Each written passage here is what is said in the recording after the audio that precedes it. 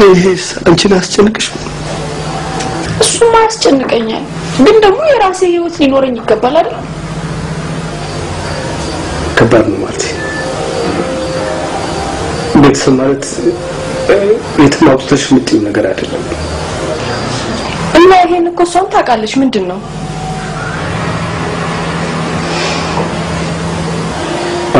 ግን በደንብ ያሰበችበት አይመስልኝም ምንም የራሴ ትዳር ፈልጌ ሌላውን ሰው ቤት አደጋ ላይ መጣል አልፈልግም ምን ያልክ ነው ፍሬዘር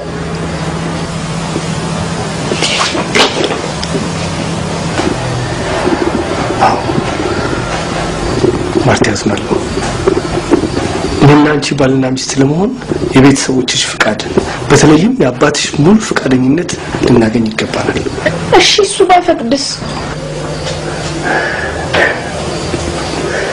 ለናንቺ ባልና ሚስት ነውማ ምን ለካፍሬ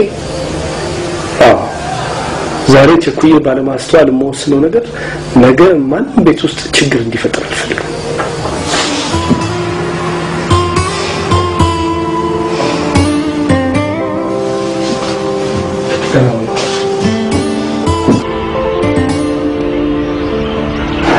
እንጀራዬን ስጠኝ ብዬ መለመን አቆምኩ የኔ ጌታ እኔ ገንዘብ አይደለም የሚያስፈልገኝ የገንዘቡን ምንጭ ማወቅ ነው የምፈልገው ስለ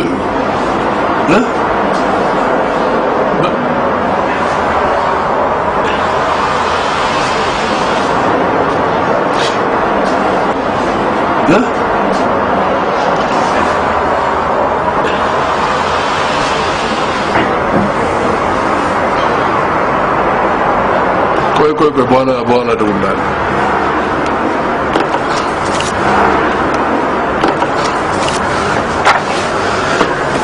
ምንድነው አንተ እንደዚህ እንደተገበችው ርጭላ የሚያስገለፍት አብረን እንድንስቅ በየ ኮስልከን እስክጨርስ በጉጉት እየጠበቅኩ ጸደይ ተገኘች ነይ ነው የሚያስገለፍት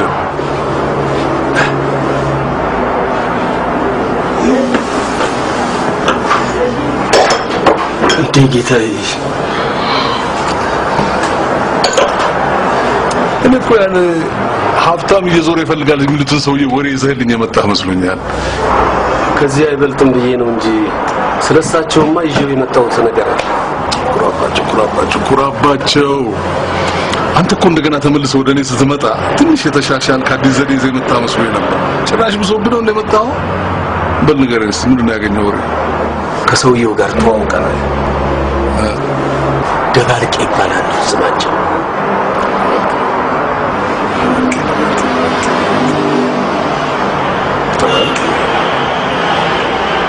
ስጦታም ተቀብያለሁ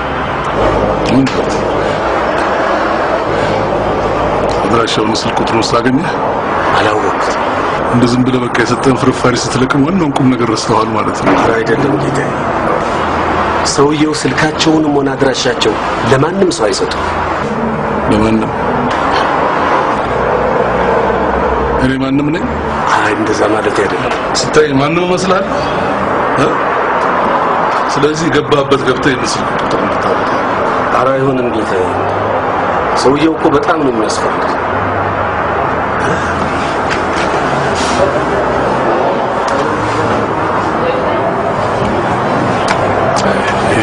ኩራባቸው አይደለም ይሄ ኩራባቸው ዳላቆ ያ ከስንት ሽፍታ ጋር እየተሞሻለቀ ስንት ፊናንስ ፖሊስ በግራና በቀኝ እያሳደደው እያሳበረ የሚያመልጠው ጀግና ስንት ይሄ ማላቆ ምን ኩራባቸው ጌታ የሚሰውዬ ግን ከሌሎች ይለያል እንዴ ለጭራሽ ፈራው ኩራባቸው ሁለተኛ እንደዚህ አይነት ነገር ስትነገር እንዳልሰማ አይደለም አንድ ደባልቄ ጉግ ማንጉግ እንኳን ቢሆን እንዴት አርጋ አላምደ ወተቱን እንዴት አርጋ እንደምታልብ ነው ሳስተምር የኖርኩት አሁንም ማድረግ ያለብን እንደዛ ደናስልኝ በደና ነው በጧት ይፈልጉኝ አቶ መስፍን በደና አይደለም ደህንነት የሚነሳ ስራ እየሰራ እንዴት በደና ነው ይጠብቃል ደህንነት የሚነሳ ልጅነትና ለስራ ያለን ፍቅር በማየት ባመንኩ እንዴት እንዲቁም ትሰራኛለህ? ደግሞስ የምንሰራው ስራ ከማንኛውም የወንጀል ድርጊት የጸዳ እንዲሆን አደራ ብያችሁ ነበር። እንዴት ህገወጥ ስራ በመስራት ተሳፍረኛል?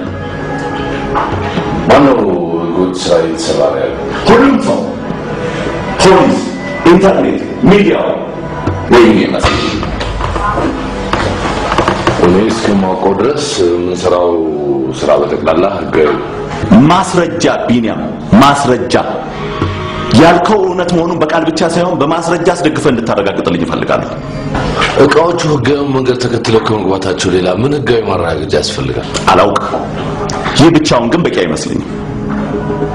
አንዳንዴ ህገወጥ ነገሮች በህግ ሽፋን ሊያልፉ ይችላሉ። ቆይ ከጥራት ማረጋገጫ መስሪያ ቤት ህጋዊ ፈቃድ አግኝተናል? በሚገባ አግኝተናል።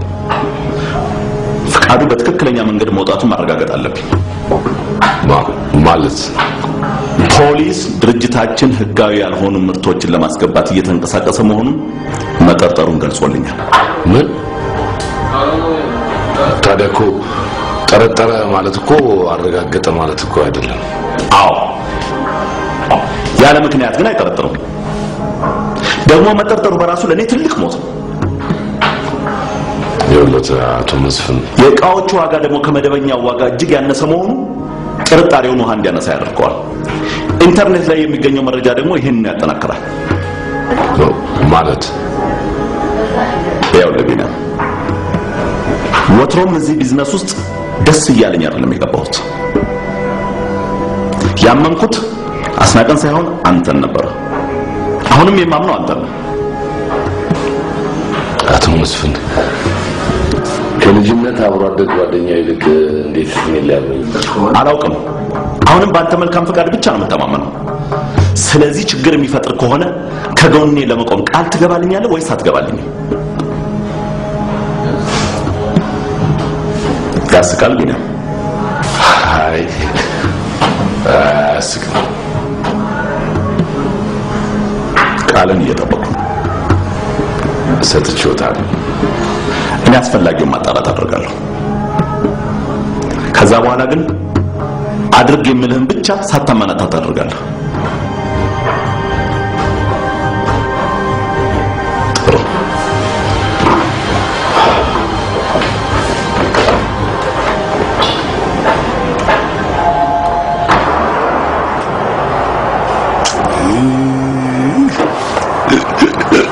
አንቺ ሰውዬ ፈራሽ? አሁንስ አንድ ሀብታም ፈራ? በፍጹም አልፈራ። ሙት ፈርታ እንዴ? ፈርታ አንፈራ ነገር በእንግዲያውስ የአድራሻውን እገባበት ገብተህ ይዘህልኝና ወይም ደግሞ እሱን እንዲያገኘኝ አድርግ። ጥሩ እሺ። እንዴታዬ የጸደይ መገኘት አላስደሰተ ይሆን ወይስ? ደስ ብሎኛል። ዋናው ነገር ስለማይበልጥ ብዬ ነው። ለነገሩ እንደምትመጣም ማቅ ነበር። ምን? ያው ተክሌ ቅድም ተነጋገርን። አዎ አይሆንም በቃ እንደሱ። እሺ በፍጹም አይሆንም። አጋሰስ ትንሽ ጊዜ ስትለኝ ጊዜ ረሳኝ እንዴ? አረሳውም ጌታዬ። እንኳን በህይወት ቆሜና ሞቼም ተቀብሬም ቢሆን አስናቀን አረሳው። ባትረሳው ነው የሚሻለው። ለአስናቀ ቢሳነው ነገር የለም። ዛት ሄዶ ደላላ ማን እንደሆነ ሲሰማ ስልክ ቁጥሬን ከራሷ ተቀብሎ ነው የደወለልኝ።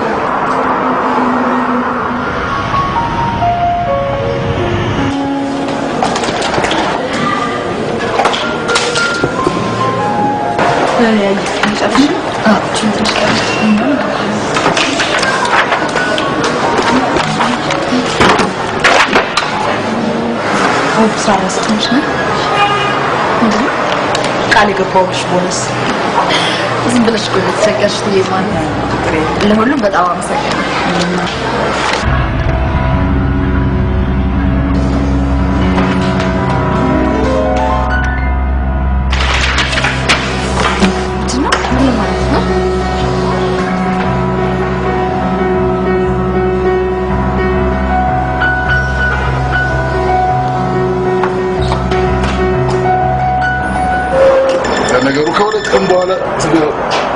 ወይ ማሉ